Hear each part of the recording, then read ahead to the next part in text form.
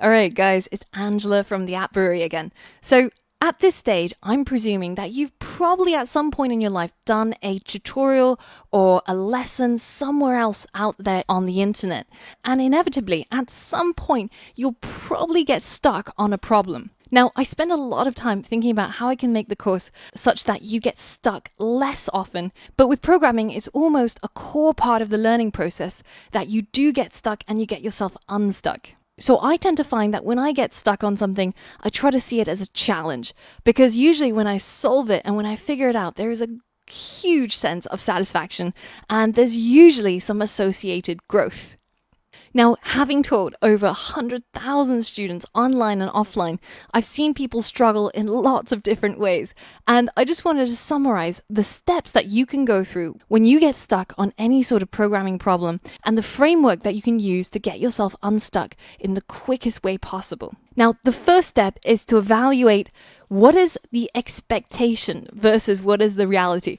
What did you expect your code to do? Or what did you expect to happen? And what actually happened? So every time you run your code, think to yourself, what do I expect to happen?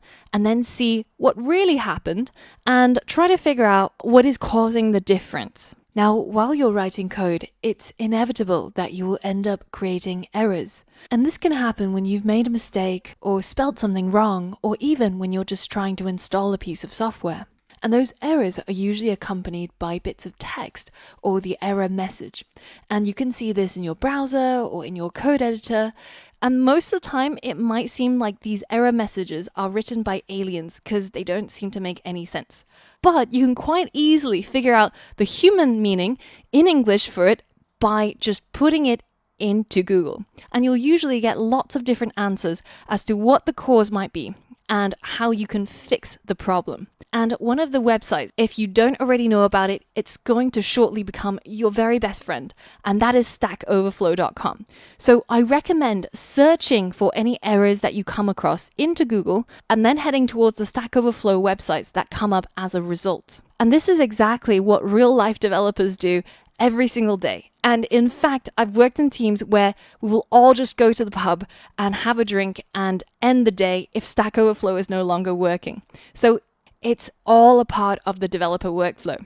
Now, if that still didn't help, or you're confused by the results that you're getting back, then it's a good idea to re-watch some of the video up to the point when the code started breaking or it started doing something unexpected.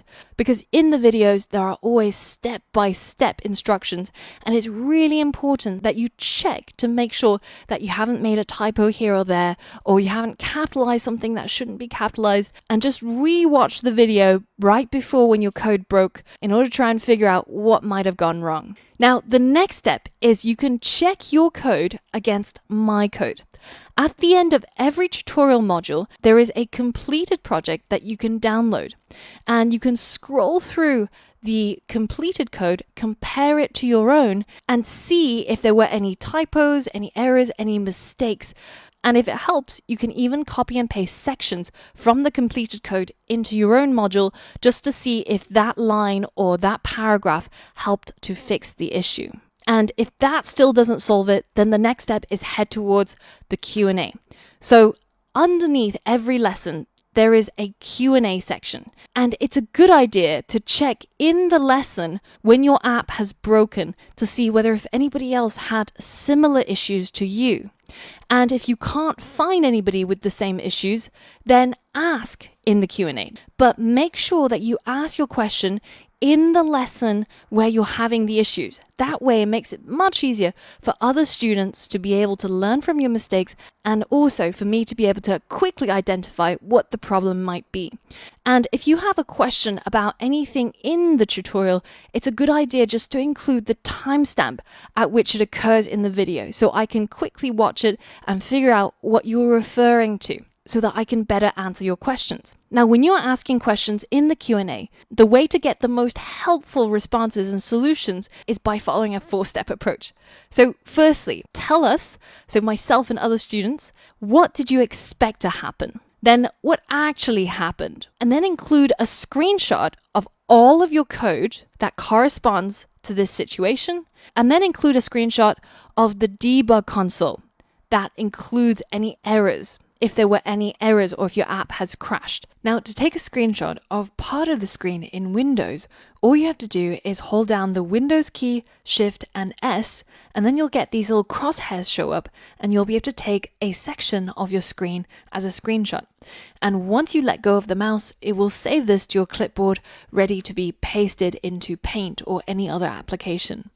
If that doesn't work for you, be sure to just Google how to take a screenshot of part of the screen and you'll see lots of videos that can help you with this as well. If you're using a Mac computer, on the other hand, this shortcut is going to save you a lot of time, and it might be worth noting this down in your notebook.